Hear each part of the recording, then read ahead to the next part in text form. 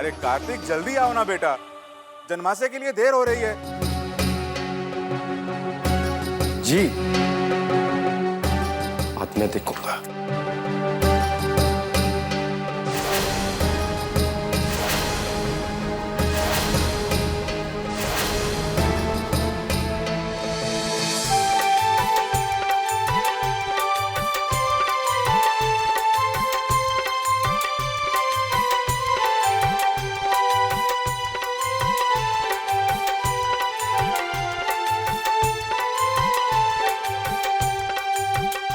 हम 21,000 से कम नहीं लेंगे। क्या?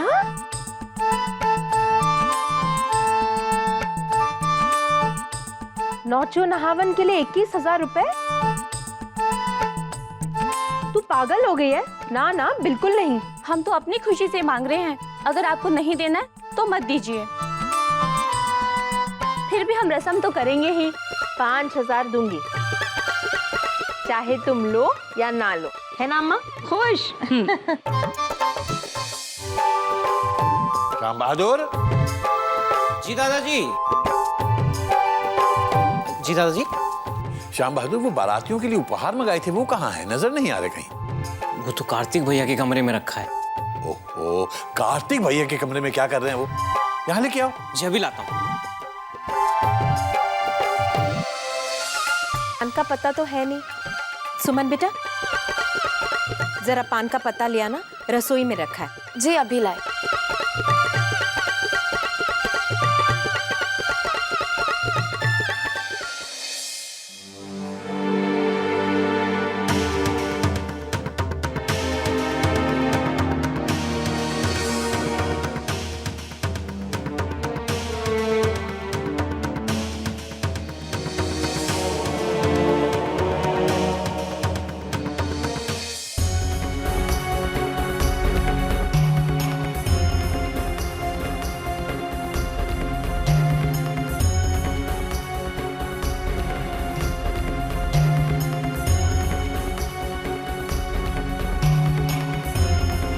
बस इतना ही है दादाजी।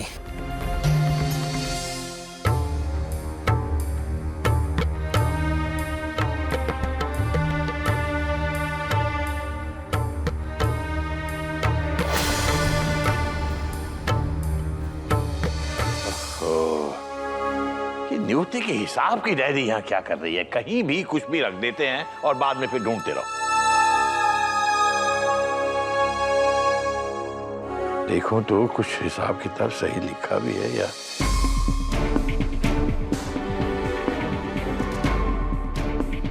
अरे पहचानिए? ये है हमारी सबसे शरारती बच्चा पार्टी। आपने कैसे जाना नाना जी? बस जान लिया, तुम लोगों को आते आते हमने सूंघ लिया। सुबह सुबह शरारत शुरू हो गई ना? हाँ। हाँ, और कोई काम नहीं है? नहीं। पर क्यों नहीं है? इतना काम है घर में, करो जाके। नहीं नहीं, काम नहीं करेंगे। चलो दादाजी हमारे साथ खेलिए ना। अरे अरे नहीं, मुझे काम है बेटा। नहीं, हमारे साथ खेलिए। अरे अरे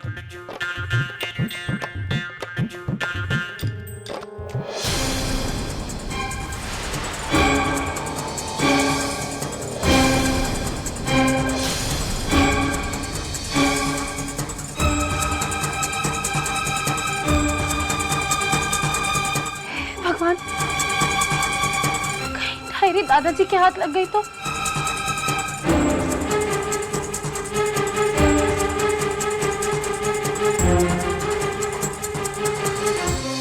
श्याम बहादुर जी। हाँ जी। जरा ये टेबल लेके चलना, मैं फूल लगा दूंगा। हाँ हाँ, आइए आइए।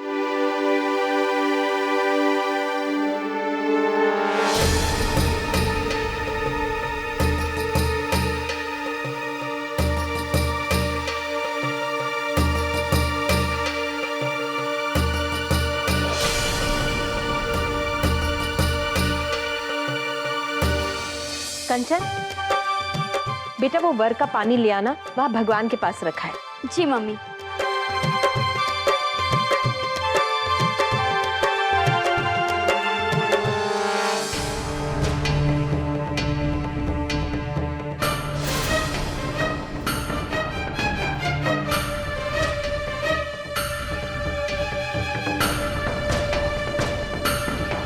Good morning.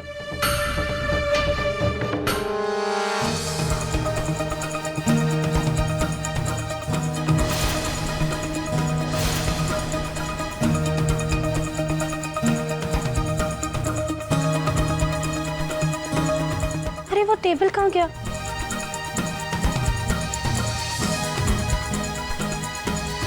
सुमन, सुमन बेटा। जी माँ आए।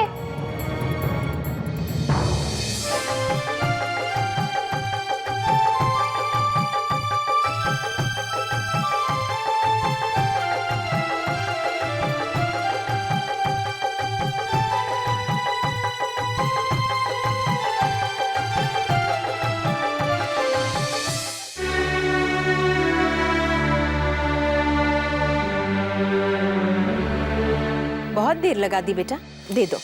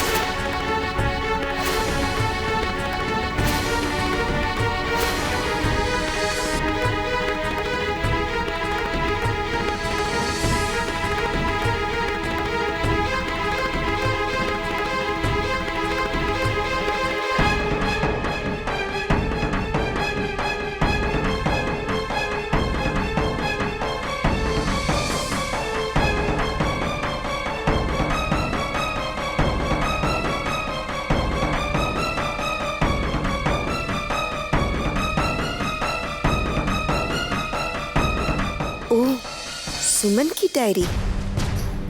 इसमें तो बहुत सारे राज होंगे, पढ़ने में मजा आएगा।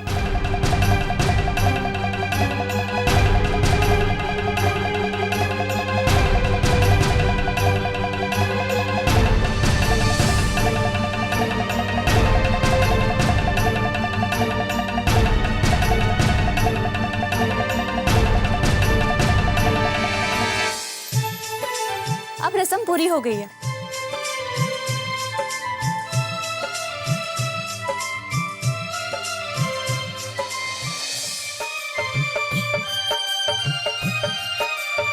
श्याम बहादुर, जी दादी माँ। आम की सूखी लकड़ियां आई कि नहीं? अरे अरे बाहर कुछ कुर्सियां कम पड़ी थी, देख लगी कि नहीं? जी बिल्कुल। कैसे कर?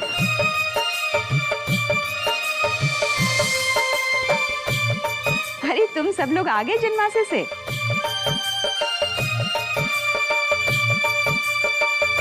बेटा सब ठीक रहा ना? किसी तरह की तकलीफ तो नहीं हुई? अरे माँ, जब मैं खुद वहां गया था सारा इंतजाम देखने, तो कोई दिक्कत कैसे हो सकती थी? बाराती हमारे स्वागत सत्कार से बहुत खुश हैं माँ। त्रिभुवन, यहाँ की तैयारी कैसी है? यहाँ का इंतजाम भी तो मैं ही देख रहा हूँ ना माँ, यहाँ दिक्कत कैसे हो सकती है? त्रिभुवन, यहाँ की सजावट अभी तक बाकी है। बस बहुत जल्दी पूरी होने वाली है माँ। अभी तक पूरी हो जानी चाहिए थी त्रिभुवन। और भोज की तैयारी कैसी चल रही है? अम्मा, 100-200 लोग ज्यादा भी आएंगे ना तो कम नहीं पड़ेगा। मैंने 5 हलवाई और 15 मजदूर और मंगवा लिए हैं। आप निश्चिंत रहिए अम्मा। चंद्रिका जी, हम त्रिभुवन से बात कर रहे हैं। पिताजी बात दरअसल लोगों को उनकी हद समझा दो त्रिभुवन।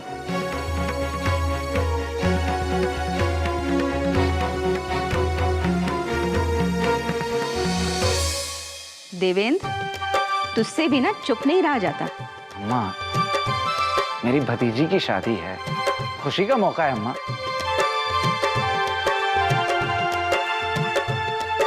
चलो तुम लोग आराम करो। हाँ जी। बहू जरा आओ मेरे साथ। आ जाओ।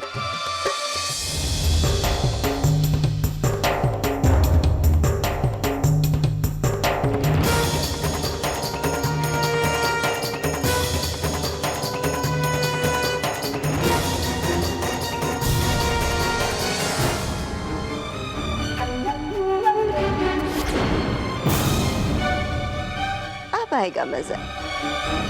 अब पढ़ेंगे सुमन कुमारी की आत्मकथा।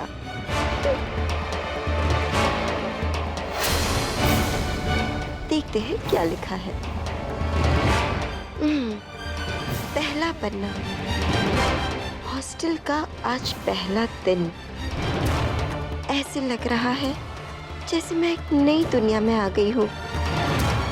एक ऐसी दुनिया जो मैंने सपने में भी नहीं सोची थी।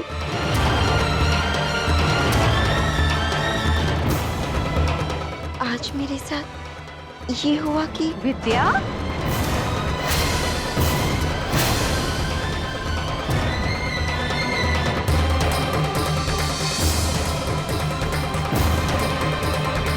अरे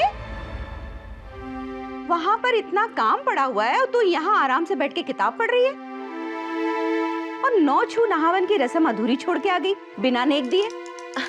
उफ़ो अम्मा, इस घर में ना मेरे बिना तो कोई काम होता ही नहीं है ना। अरे बिटिया, तू पिंकी की बुआ है, तेरे बगैर कोई भी रस्म कैसे पूरी हो सकती है? और रस्म पूरी होने के बाद तुझे नेक भी तो मिलता है ना, है ना? चल आप चलिए ना, मैं पैसे लेकर आती हूँ। जल्दी आना। हाँ अभी आई। पैसे लाना मत भूलना।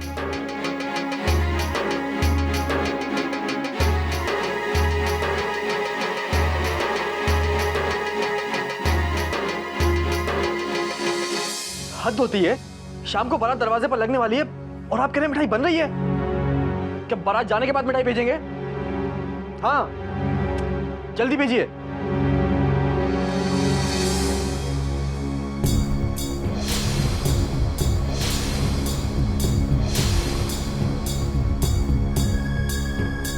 अब रहने भी दो करण।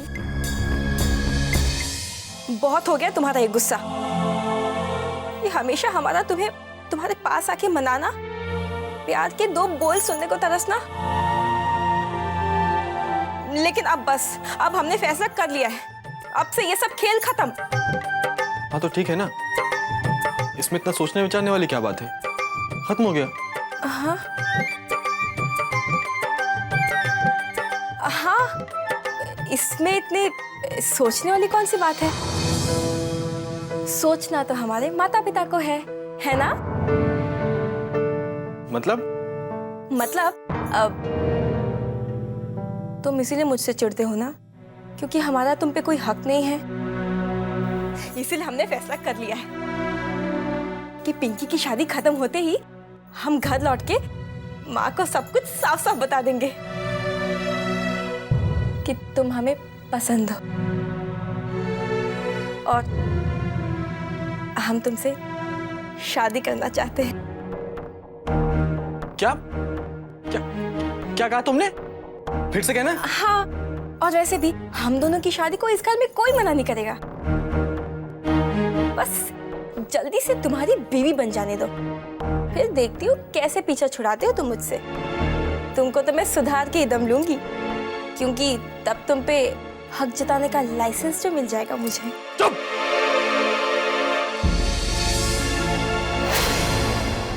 देख रहा हूँ दिन ब दिन तुम्हारे सपने बढ़ते ही जा रहे हैं। लेकिन एक बात सुन लो श्यामली, सपने कभी हकीकत नहीं बनते।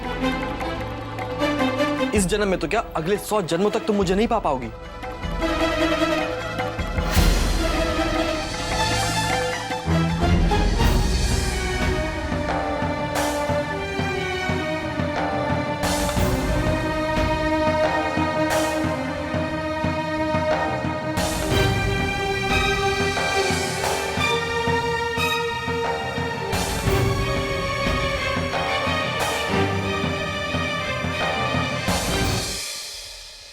क्या बात है शामली?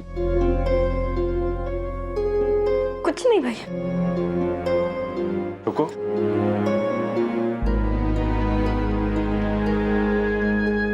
शामली, तुम मुझे अपना भाई मानती हो ना? जी भैया। तो फिर बताओ, क्या बात है? क्या चल रहा है तुम्हारे और करण के बीच? कुछ नहीं, कुछ भी तो नहीं भैया। क्यों ऐसा चुप चुप गुमसुम चिड़चिड़ा सा हो गया? अरे अगर तुम दोनों के बीच में कुछ है तो मुझे बताओ, मैं खुद माँ से तुम्हारे रिश्ते की बात करूंगा। मैं तो आज तक यही सपना देख के जी रही थी कि करण और मेरी शादी होगी। मैंने बचपन से लेके आज तक उसी को अपने सपनों को राजकुमार माना है, लेकिन वो तो मुझे चाहता ही नहीं है भैया। आज मेरा सपना सच में टूट चुका है और मेरी वजह से वो चिड़चिड़ा नहीं बना है भैया।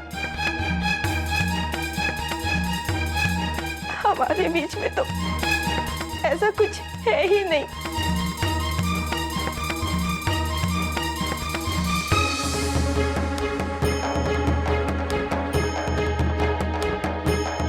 फिर वो कौन है जिसकी वजह से करण की ये हालत हुई है?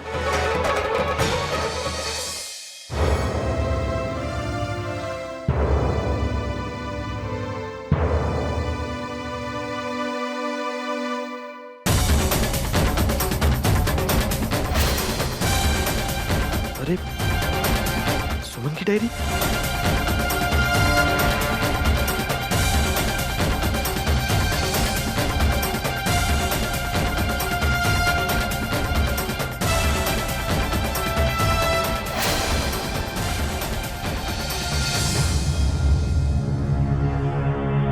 क्या? अरे अरे न्योते का डायरी लेके कहाँ जा रहे हैं आप? न्योते का डायरी?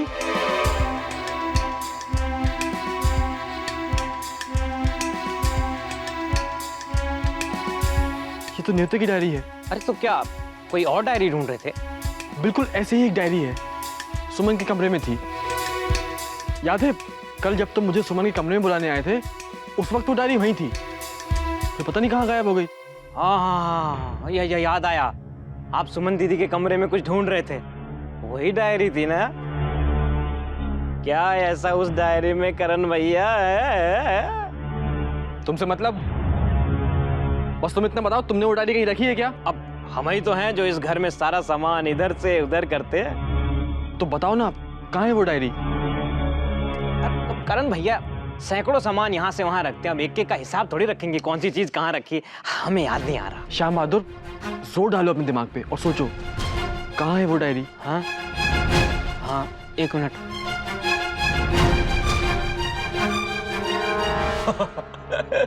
अरे अगर दिमाग पे जोर डालना हमको आता तो कचहरी में बाबू नहीं होते क्या है? देखिए फिर भी हम आपके लिए अपने दिमाग पे जोर जरूर डालेंगे और याद आएगा तो हम जरूर बता देंगे। और सुन, अगर डायरी मिल जाए तो सिर्फ बताने नहीं आना, डायरी लेकर आना, समझे? हाँ हाँ हाँ, अब हमें बहुत काम पड़ा है, अब जाने भी दीजिए ना। ये लो और जाओ यहाँ से।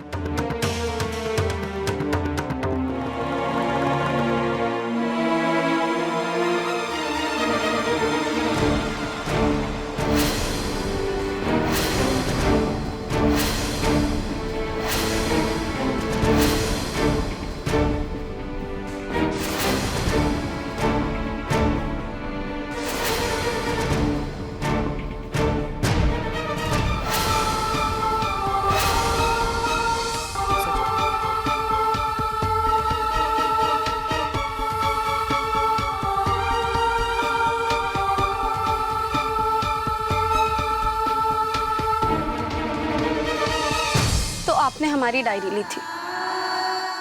इतना भी नहीं जानते आप कि किसी की पर्सनल चीज को उसकी इजाजत के बिना हाथ नहीं लगाना चाहिए? जब बार बार आपसे पूछने के बाद मुझे कोई जवाब नहीं मिला तो मुझे लगा शायद आपकी डायरी में वो जवाब मिल जाए।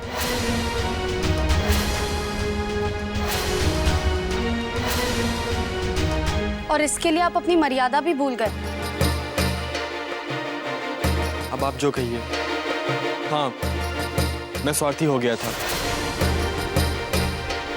लेकिन आप मेरा यकीन कीजिए, मैंने उस डायरी का एक अक्षर भी नहीं पढ़ा। इससे पहले कि मैं वो डायरी पढ़ता, पता नहीं वो डायरी कहाँ गायब हो गई।